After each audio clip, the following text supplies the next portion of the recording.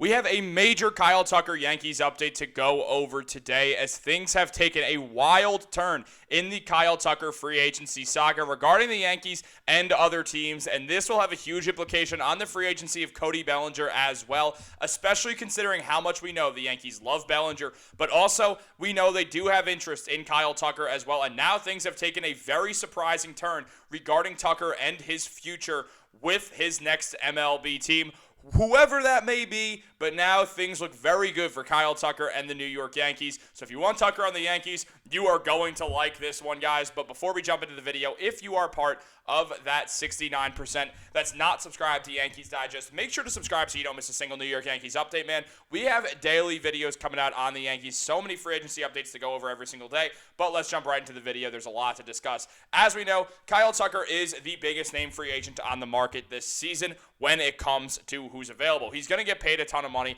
and this has been a known factor. The Houston Astros knew they were likely going to lose him in free agency a year ago, so they traded him off to the Chicago Cubs. Tucker had a fine year with the Cubs, but being a lefty hitting in Wrigley Field always is going to deflate your numbers a little bit. That being said, Tucker is still expected to get a massive, massive, massive contract because of the phenomenal player that he is. The left-handed hitting right fielder has been absolutely excellent throughout his career, especially over the past couple of seasons, showing why he's an all-star player and capable of being one of the best hitters on a professional team. And now, regarding Tucker, regarding the Yankees, we have a major update to go over as Sportsnet, who is very plugged in with the Toronto sports, meaning the Blue Jays, the Raptors, all of them, specifically for this, the Blue Jays. Some plugged-in people, according to Sportsnet, say that the Yankees seem far more likely than the Blue Jays to blow Kyle Tucker out of the water with a contract offer. And Jeff Passan also revealed that the Dodgers are not inclined to go 10-plus years on Kyle Tucker. So, with all that in mind, the Yankees now have their opportunity to sign Tucker become much, much better. We know Brian Cashman wants to make a splash. We know the Yankees want to go out there and get as good as possible and try to win a World Series, with the caveat that Hal Steinbrenner is only willing to pay so much money at the end of the day. Tucker is going to get the biggest contract in free agency right now. However, it's not going to be this Juan Soto type of deal. There is a lot of talk about it being a $400 million deal over 10 years, which wouldn't surprise me. Also wouldn't surprise me if the Yankees sign into that. I understand that the Yankees want to cut money in some levels, but also they're not going to be against signing Kyle Tucker, especially with the market not looking as ideal for Tucker as many expected it to look. It does give the Yankees a good position to maybe offer Tucker a little bit less than he expected while still being the best offer for him moving forwards. Now, obviously, this would mean Cody Bellinger would likely have to find a team elsewhere, and that team I would expect to be the New York Mets in this situation. But at the end of the day, the Yankees do have to decide between Bellinger and Tucker is the better player. He's also a little bit younger, but as Sleeper MLB mentioned, the Cubs won't be the highest bidder for Kyle Tucker, and he'll likely go elsewhere, according to John Heyman. Some potential candidates being the Toronto Blue Jays, the Los Angeles Dodgers, the San Francisco Giants, the Philadelphia Phillies, the New York Mets, and none other than the New York Yankees. With all these teams looking at Kyle Tucker as a very real option, the Yankees are known to be at least inclined more than the Blue Jays to blow him out of the water. The Dodgers don't want to offer him 10 years. The Giants are paying a ton of money to multiple players, so even if they do make a big signing this season, between Rafael Devers and Willie Adams, they've made big splashes recently. They have a lot of money that they're going out already and paying a few different guys. So though the Giants will go for Tucker, who knows how much money they'll actually be willing to spend. The Phillies are a very real threat. The Mets are certainly interested, but also have interests elsewhere as well. And a lot of Pete Alonso and Edwin Diaz's free agency will also depend on how much the Mets are probably going to be willing to spend on Tucker. Though I would not count the Mets out at all, but they are also a little bit bummed that Cody Bellinger is a left-handed hitter, so they would feel the same way about Kyle Tucker in regards to how that works. So the Yankees now have a golden opportunity to go out there and get one of the best players in the MLB.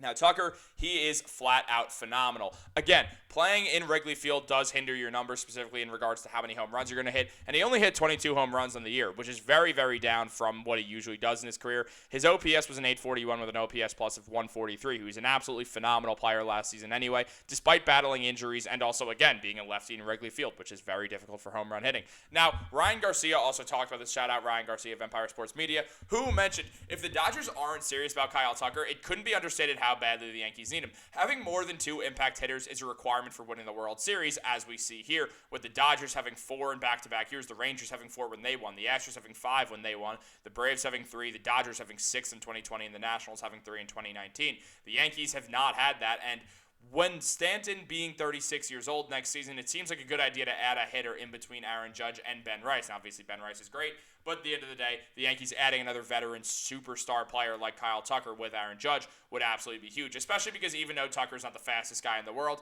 he's not a terrible athlete, and also putting him in front of Aaron Judge does make a ton of sense if the Yankees can find that right-handed contact hitter to lead off for them, and then they have Tucker batting second with Aaron Judge protection. I do expect that we'll see a similar year to what Juan Soto put up when he was member of the Yankees and getting Aaron Judge protection. I truly do feel that way. I mean, when we just look at the numbers and the difference between these guys, we do see that in the year where Juan Soto was a Yankee and Tucker spent his final year with the Houston Astros, a lot of Tucker's numbers were better. Now, here's the thing. Soto did get a lot more games. He nearly doubled,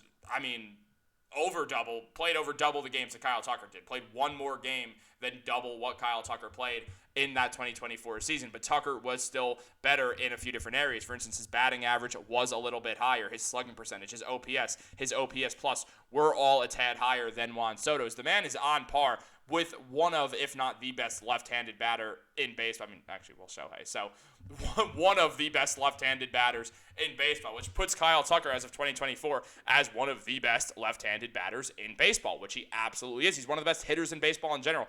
Good contact hitter, good eye for the ball, does a lot of what Juan Soto does, and is a much better fielder out and right than Juan Soto. Now, the Yankees having Aaron Judge out there, it does make things difficult. How much longer is Judge going to be out in right field?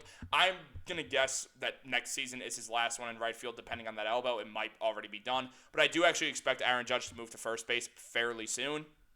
With that in mind, Tucker can take over at right field, but for a year he could play left. I don't think Kyle Tucker's going to care about playing a year at left field if he's with the Yankees, a team that can win a World Series. With Kyle Tucker especially, would have a much better chance at winning a World Series. Their team will be fully healthy next season. Gerrit Cole will be back, Carlos Rodon, Max Fried, Cam Schlittler, an elite pitching unit as well, rounded out with Will Warren, or if the Yankees go out there and sign another pitcher, which we do have an update on, so you want to make sure to stay tuned for that in the coming days, so make sure you got those post notifications on.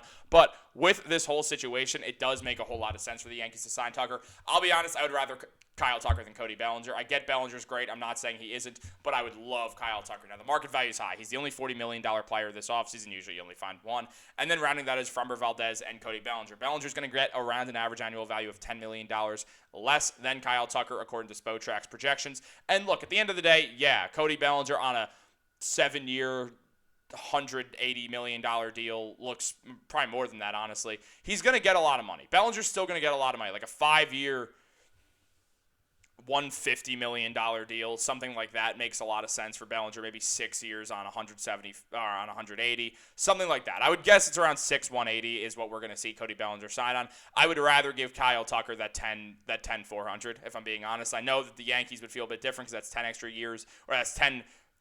It's $10 million every year more than what Cody Bellinger is going to be getting. But at the end of the day, it does make sense to go out there and try to get the best player possible, especially when his market might not be as good as expected. If that's the case, the Yankees might be able to get a little bit of a pay cut on Tucker, especially because the Yankees are such a perfect situation for him with Aaron Judge protection, with being able to take over at right field.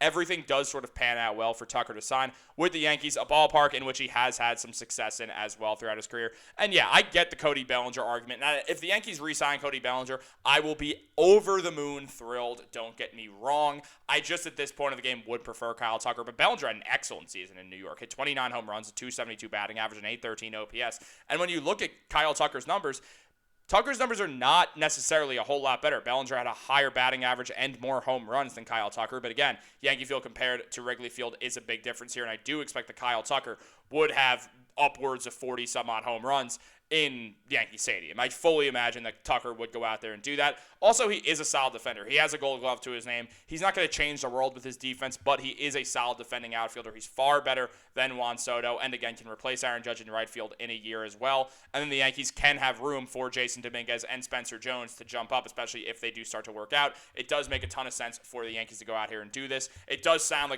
like Kyle Tucker's becoming a much more realistic scenario for the Yankees as well. What do you guys think? Let me know in the comments down below. Like this video, subscribe, turn on post notifications. Have a great day. Go Yankees.